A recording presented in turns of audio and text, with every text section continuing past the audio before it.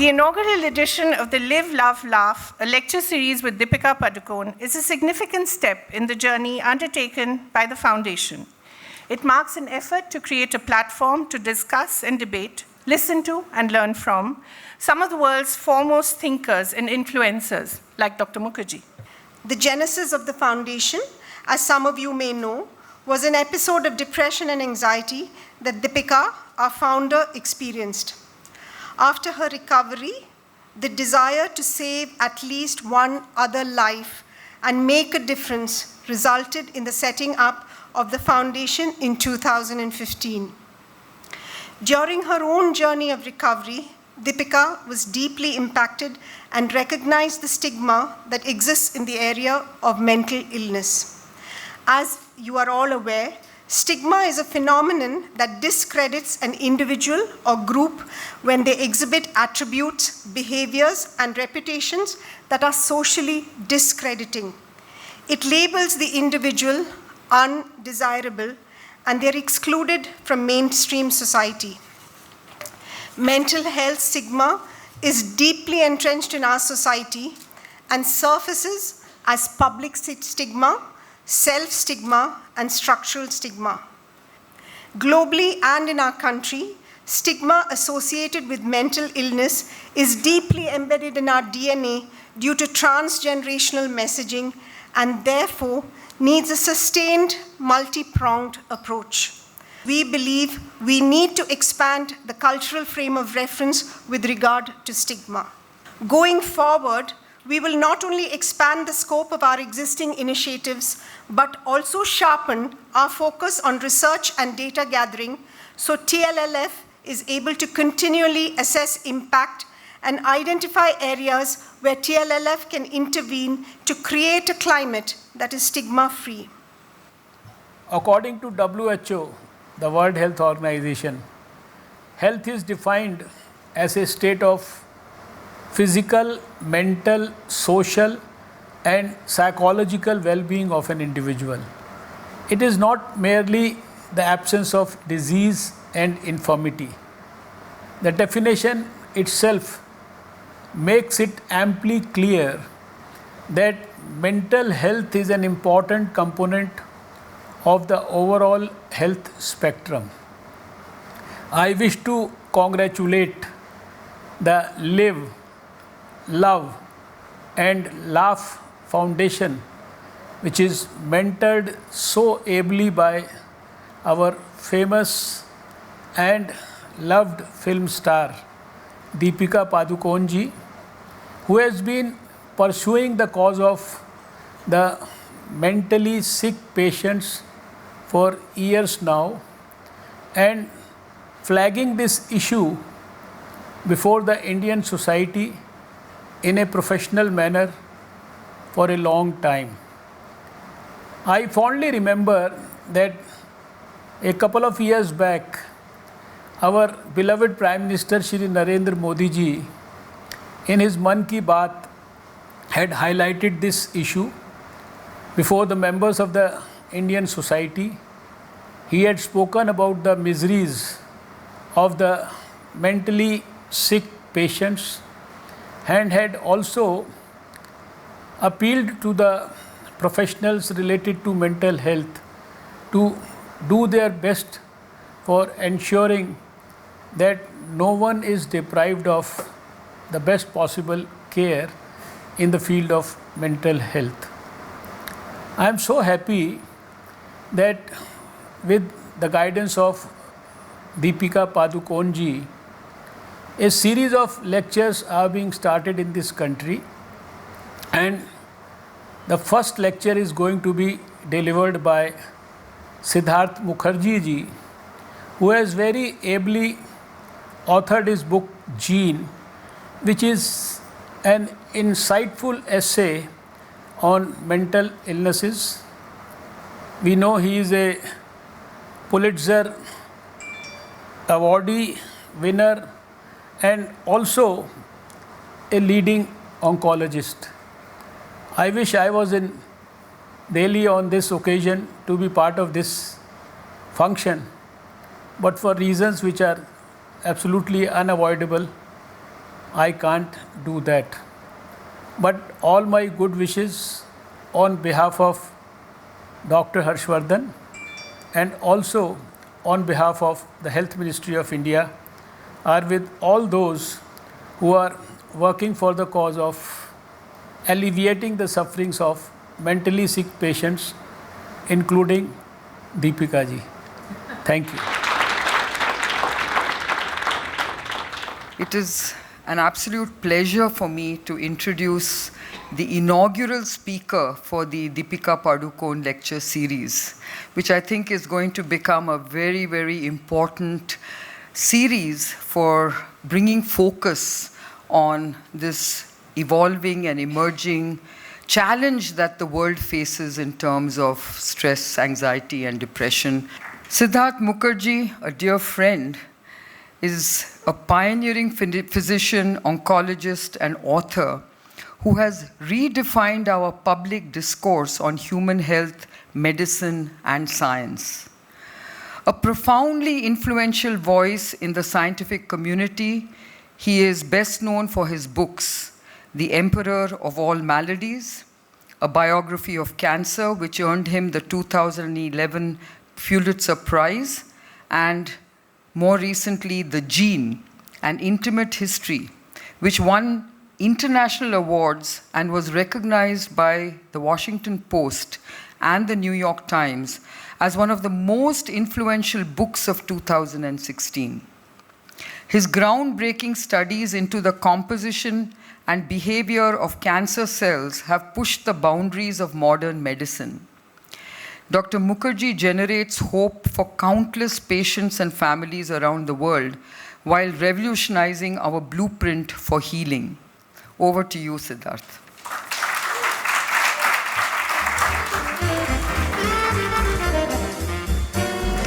Thank you so much. In the 1950s,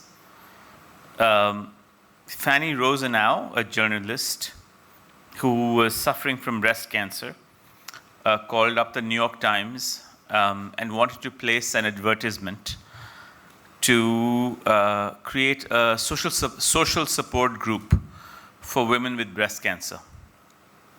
And she called up the health line. She was on hold for a long time. No one answered. 5 minutes passed, 10 minutes passed. And finally, she was put on the phone with one of the editors of the social pages. And the editor said to Fanny Rosenau, this is 1950s, she said, you know, Miss Rosenau, we can't print the word breast cancer in the New York Times. How about we say this is a social support group of women with chest diseases? So this, I described in my book, I said this is death by euphemism, because it creates a culture where you become the victim of a disease. That disease is blamed. The blame for the disease is carried by you. In the 1950s, if you spoke to oncologists, as I did, they would remember times when patients with cancer were pushed to the back of to the backs of hospitals.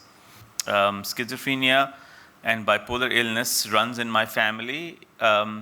When I began my book, The Gene, An Intimate History, the first draft was sent to my family, and I can assure you they were not very happy with it, because it discloses things that were considered dirty laundry, the dirty laundry of mental illness that runs through not just my family but other families.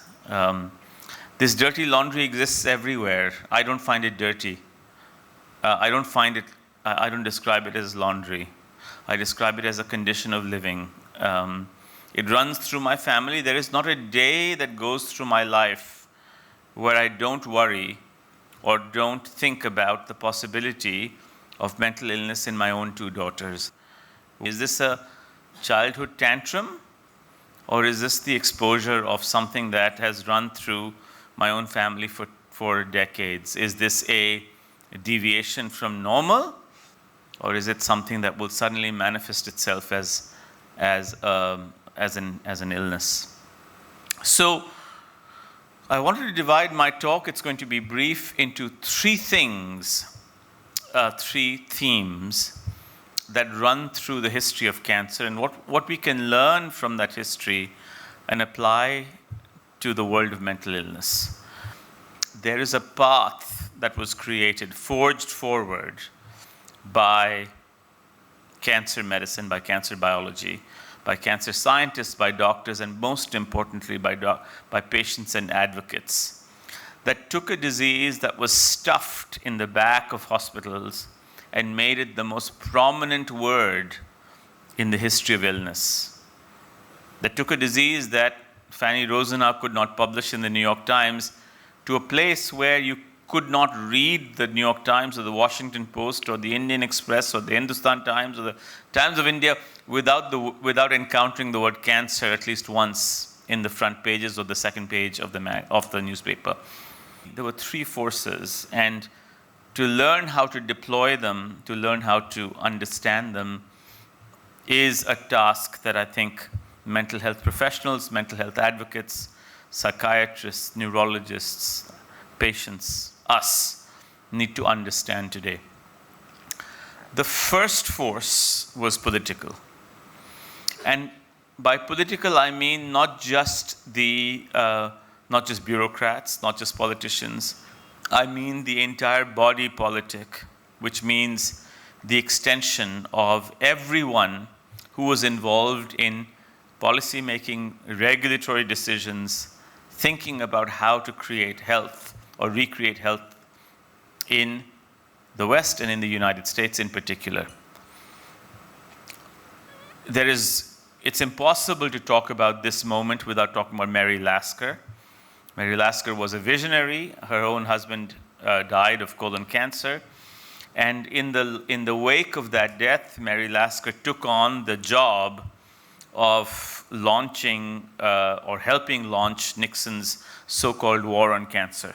It was Mary Lasker's effort that led to the incredibly important moment in the history of the United States when all of a sudden cancer became a word that was again no longer confined to the back of a hospital, but became the most prominent form of illness and a prominent battle that was a frontier of American health. The cure or the treatment or the prevention of cancer was likened to the achievement of human beings landing on the moon that created a kind of, that swept away decades of nihilism and stigma and allowed cancer doctors, cancer patients to really enforce and be empowered in creating a war on cancer.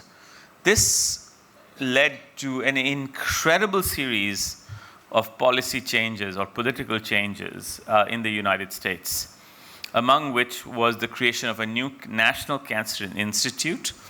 That institute, for the first time in the history of the United States, had membership not only from scientists and from physicians and obviously politicians, but was one of the first institutes to be funded where one of the leaders of the institutes were patients and patient advocates.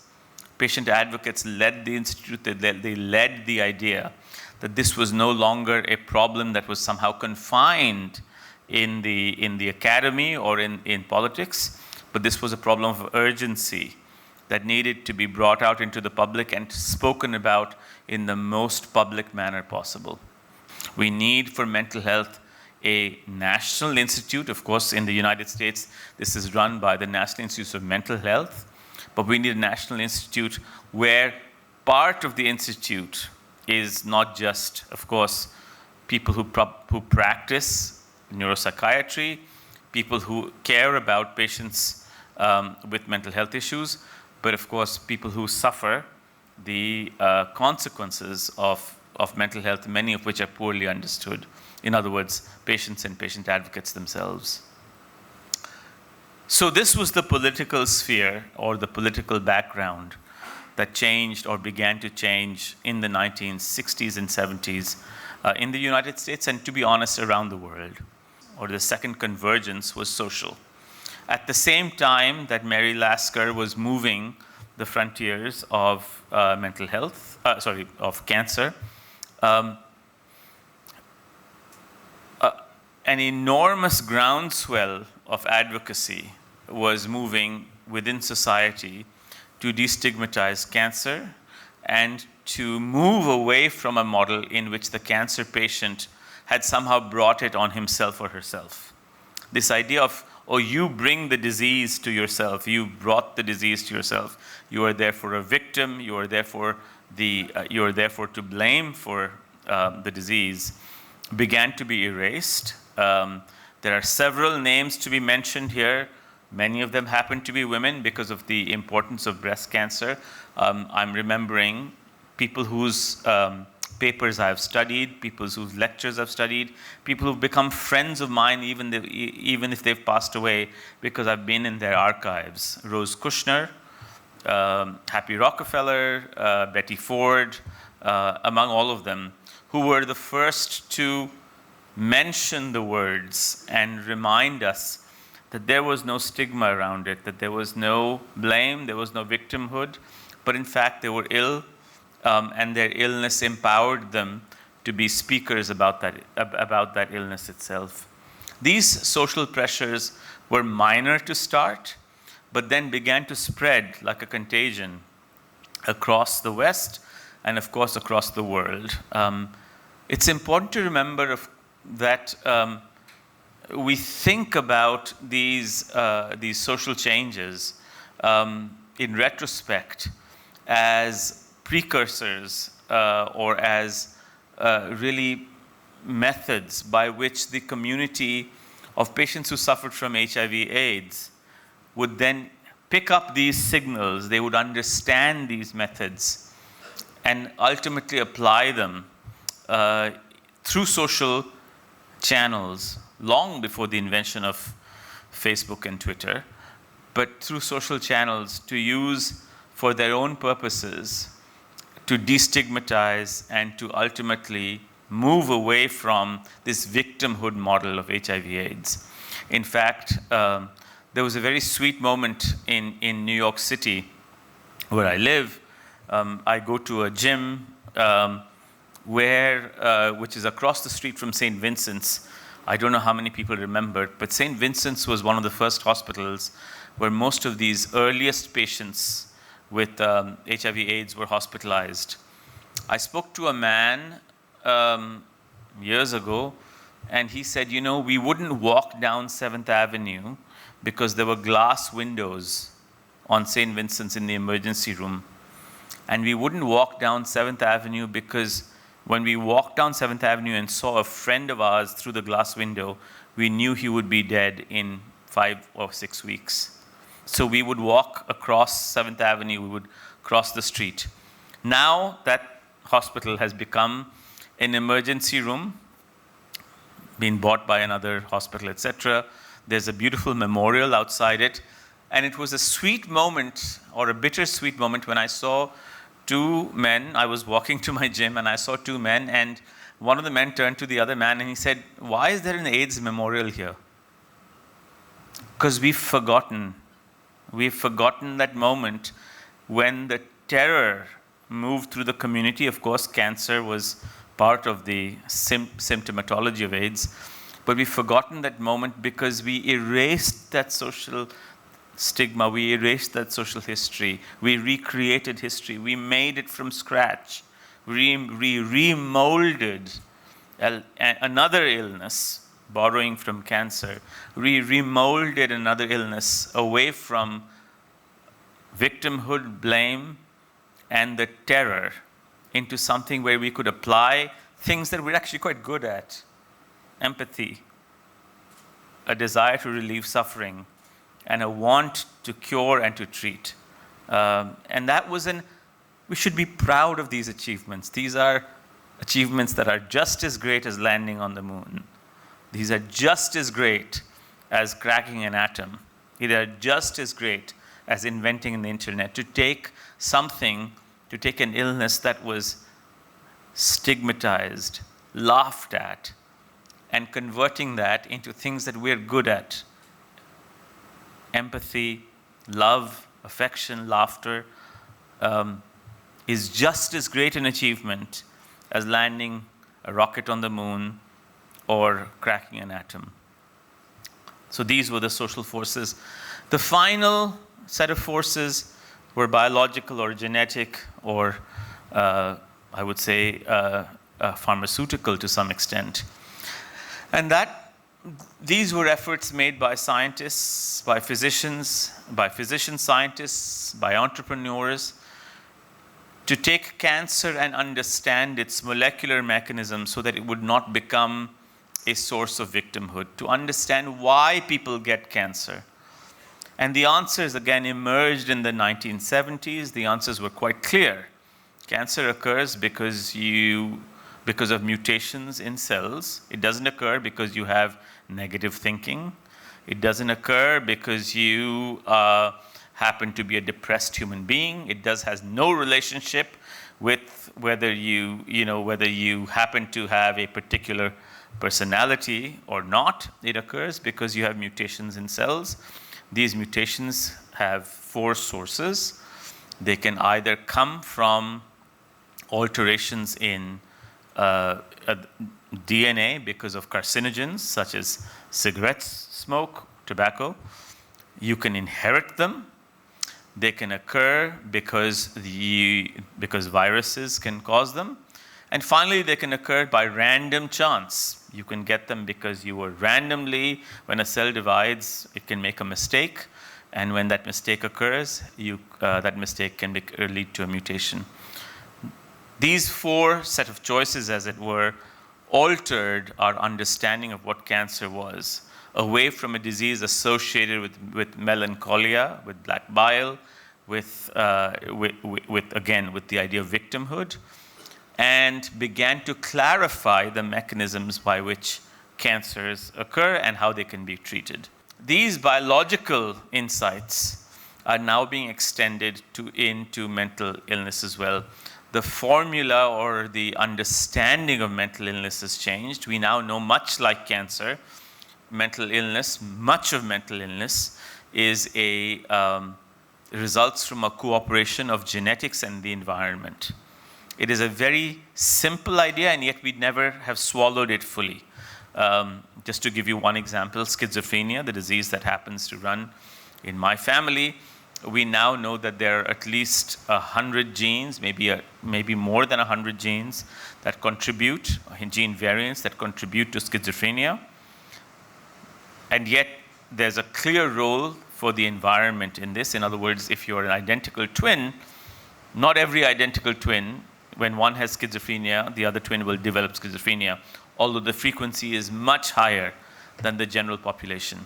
So both these things are true. In other words, there is a clear genetic component to schizophrenia, but there's also some environmental factors that contribute to its release. There is clearly a genetic component to depression, although there are clearly environmental factors that contribute to its release. There are very clearly genetic components to virtually every mental illness, anxiety, obsessive compulsive disorders, etc., but there are environmental components that contribute to their release. And the challenge for the next generation, much like the challenge for cancer, was to understand these 2 components, like you can understand the components of a machine, and understand what components of what genetic components can be predicted and perhaps treated, and what environmental components can be predicted and perhaps treated. And I have been an intense proponent, perhaps I would argue one of the earliest proponents, to say that these are a yin and yang puzzle. That if you solve the yin, which is the genetic component, the biologic component, you still have to solve the yang, which is the milieu or the social component in which these diseases are ultimately released. I had a very intense conversation with my daughter, in which I asked her, my 13-year-old daughter, Leela, in which I asked her about this yin and yang quality. And she said to me something that is so perceptive, that I will repeat it to you. She said, I said, Leela, do you feel anxious? And she said, yes, my anxiety is actually increasing over the years. And obviously this has deep resonances for me because of my family history and so forth. So I said, what are you anxious about? And she said, you know, Dad, social media tells us all about how to behave and how to be, but it doesn't tell me how to behave and how to be. It creates a sense of normalcy around what it means to behave and how to be in general. But in fact, when it creates that normalcy, it excludes my own sense of self. I don't know what to be. It tells me how other people are being, but I don't know what to be myself. It creates identity for other people, but it doesn't create identity for me. And when that happens, of course, when that mismatch happens, I get more anxious because I don't know how I'm supposed to behave. What is the nature of my behavior? So, while much like cancer, we have solved many problems, but we've also introduced new carcinogens into our society.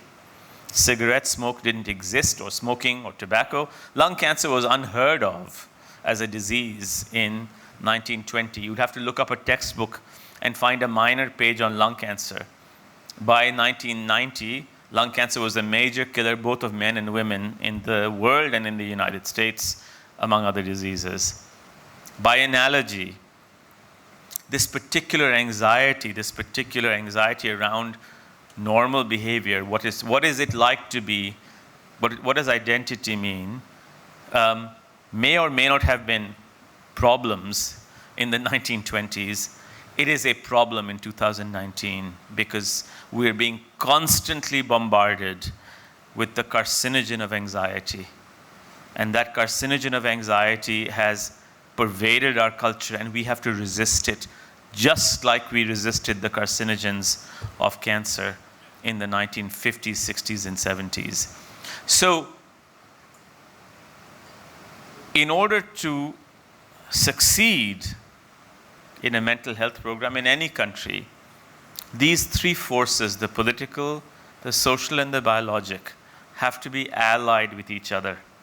They have to create a system or an ecology where these carcinogens, to use cross-language as it were, of anxiety and depression and other mental illness are not pervading our environment, but in fact we're recognizing them up front, recognizing the gene-environment interaction, and understanding how to decapitate them before they start.